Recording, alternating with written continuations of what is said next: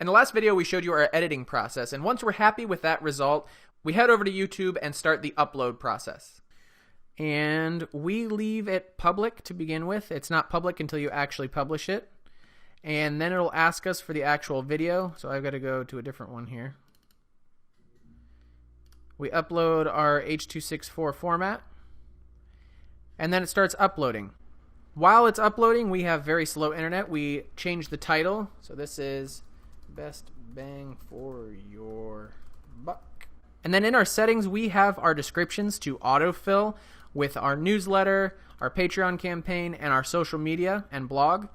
You can do that in the channel settings section of your dashboard. So the things you want to pay attention to are the keywords that you're using in your title and the keywords that you're using in the first two sentences of your description. Because remember, when a person searches for a video or sees your video in the suggestion engine, it's going to show the title and then just the beginning of your description. It's not going to show the whole thing. So you want to be sure that you properly explain your video in the first two sentences of your description, so both potential humans that are going to be watching it and search engines can see what the video is about. Then it's time to add tags, and by default we've saved our template so that it adds Mike and Lauren to every video, so that when people search for Mike and Lauren, our videos pop up. And then we just go to town writing whatever remotely relates to the topic of our video.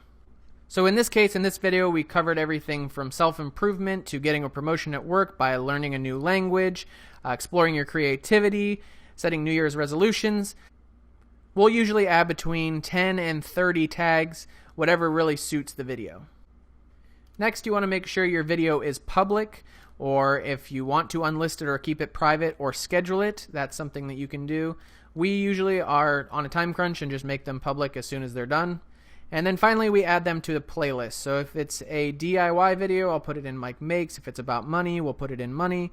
If it's just a vlog or an update, and so on. We have all of these playlists pre-saved and pre-built so that we just check where that video goes. So this one would be about money.